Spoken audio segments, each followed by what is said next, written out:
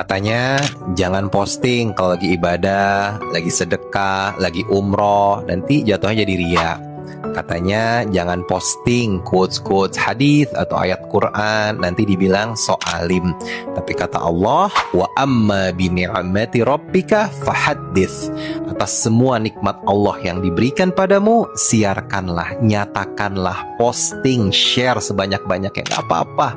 Dunia sosial media kita hari ini dipenuhi dengan berbagai berita tentang keburukan, kejahatan, LGBT, dan hal-hal yang tidak baik lainnya.